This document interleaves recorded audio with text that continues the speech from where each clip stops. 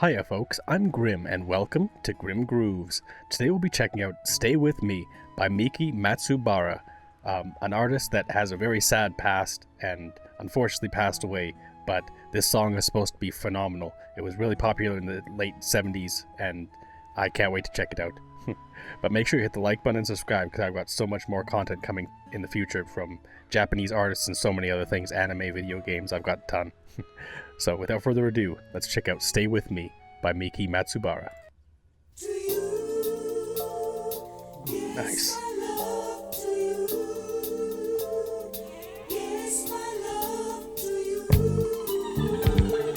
Bass line.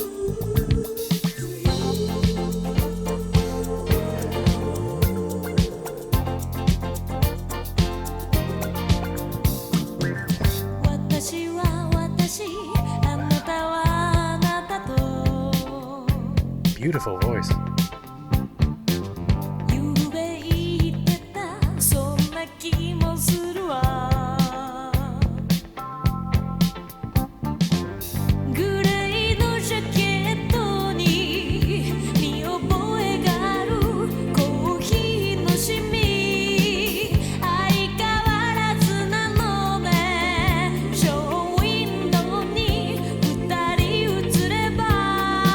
She has such a beautiful singing voice. I can see why this song is so popular. It's so funky. It has a great disco beat. There's a fantastic bass coming on in there. Again, Miki Matsubara's voice is just phenomenal. Like, she has such a interesting and fantastic singing voice, and this definitely has the vibe, the feeling of a song from the 70s. And it works really well. Like, so far, we're only a minute in, but I'm already hooked. This is so good already.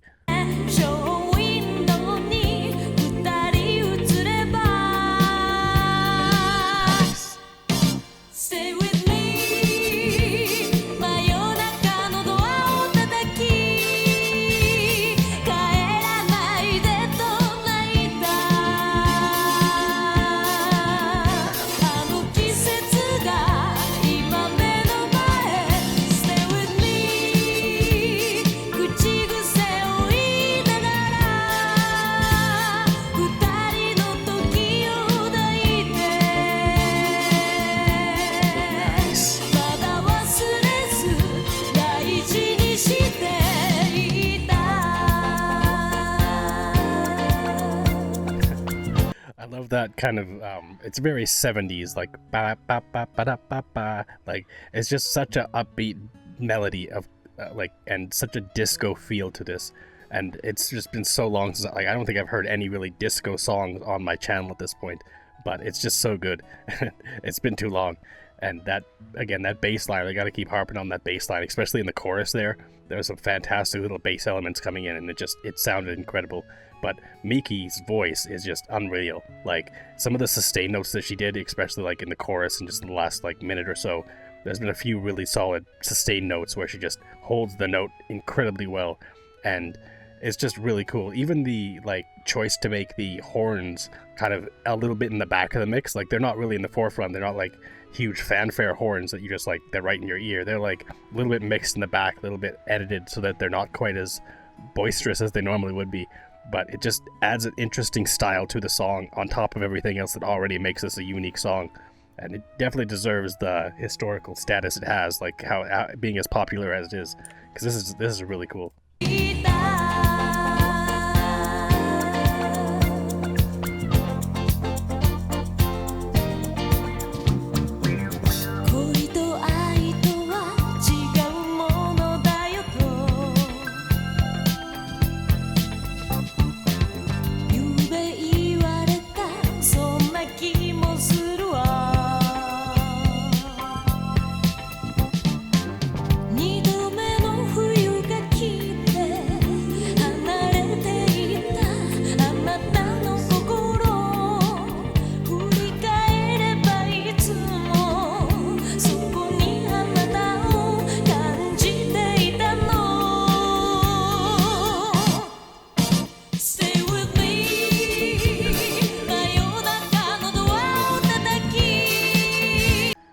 I just want to go back and get that bass a little bit more, because especially in the beginning of this chorus, it's just so solid. And I also want to say the background singers in that section that we had before, this last little bridge we came to, Like, it sounded incredible. I mean, again, Miki's voice is really, really unique and beautiful, and a little bit of a kind of reverb or editing that's done to her vocals just amplifies that a little bit.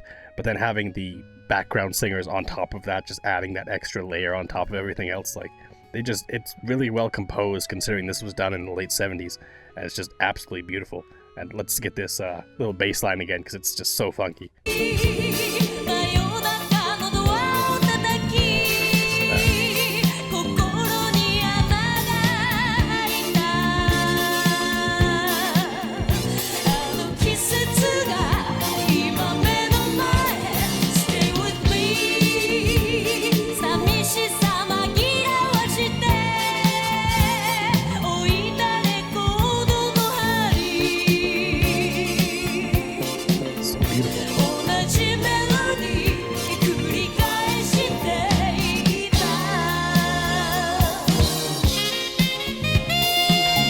Sax solo.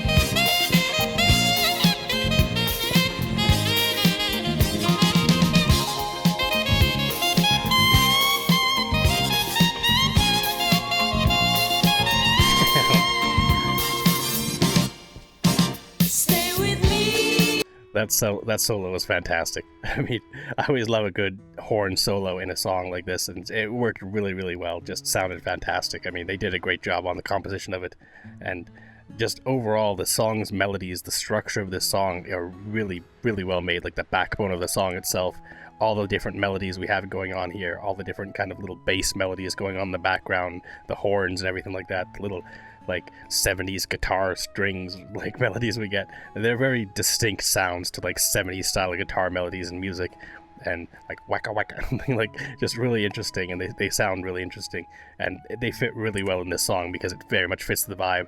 Like, this song feels like driving down like the coast of Japan or something like that, just in the 70s at like dusk or something like that, just beautiful sunrise or sunset going on, and you're just vibing to this song as you're driving down the coast or something like that. Like, that's what it feels like.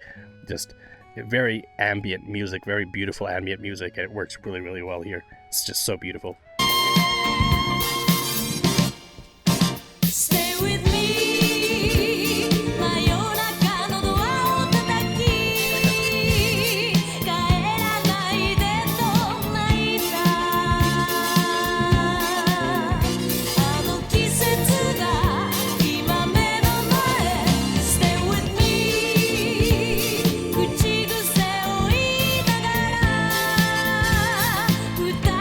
Sustained notes like that are just so fantastic. I just actually want to get that one again. I mean, I've heard it a few times now because it's the third time I've heard the chorus, but still, I just want to get it again. The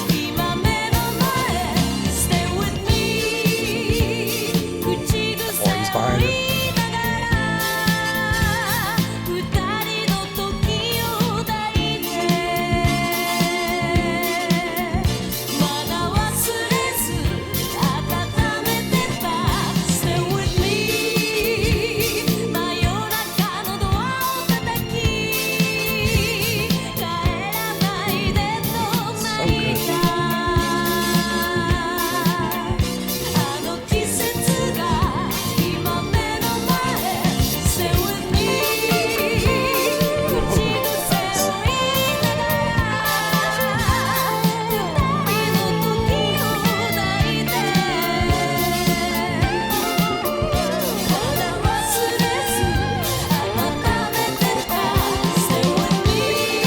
I wasn't expecting the guitar to come in like that. I didn't know what to expect for the last little bit because it seemed to just be repeating the chorus, which is a pretty standard thing for songs of this era. They kind of did that quite often, but just adding in another new element, which is that guitar melody and that guitar solo, really, really cool, and sounded incredible too.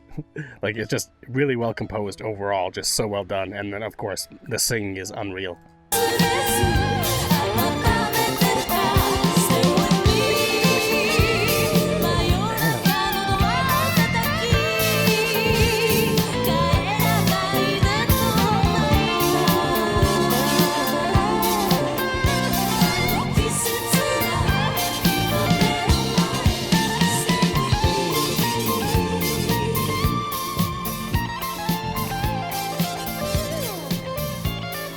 Guitar.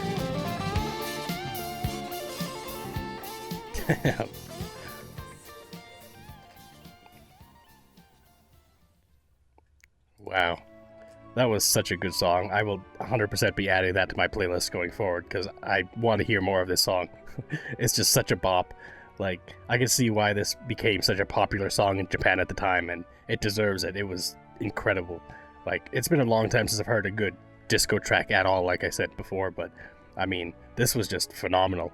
Like, I can't say I've really listened to a ton of like Japanese 70s music or things like that, but maybe I should check out more, because if this is any indication to how good some of it is, this is just, it's incredible. I mean, that bass line during the chorus, the way that it kind of fell, like as you're listening to it, it goes bum bum bum bum bum bum bum, like it goes down in notes and then it starts to play around and go a little crazy, and like coming in with the guitar melody at the end, that fantastic horn solo. Like I've said before, the structure of this song, the way that it was composed, is just really impressive. And on top of that, I mean, Miki's voice was unreal. Like, she just has a perfect kind of voice and style for this kind of disco track, and it was phenomenal. I mean, I've heard that this song is really good, and I've heard nothing but good things about it, and it definitely lived up to the hype. Like, it deserves all the praise that it gets, because this was unreal. It was so good. It was so well done. And again, I'll be listening to it in the future myself, so I can see how, like, in the 70s when this came out, it was probably all over the place. Probably couldn't get away from it, but it was so good. And it's kind of sad, the story of Miki, where she got sick with cancer, of course, and then kind of regretted being out on the road so much, performing her music instead of being with her family, which is understandable. But it's good to see that with things like this, like YouTube and just being able to share music as we can, I mean, her music lives on and will probably live on forever, because it's just that iconic, it's that beautiful, it's that original. Like, even when it comes to 70s style music, like 70s disco music, this one stands on its own in many ways because of the composition, because of the unique singing from Miki. Like, it was very, very good. It was just an incredible song all around, and it deserves all the praise it gets. And it's good that it'll help kind of keep her memory going and the talent that she had, even if she passed, right? But this was beautiful. It was so cool. But anyways, thanks for hanging out watching my reaction. If you liked it, make sure you hit the like button and subscribe. And until next time, later days, folks.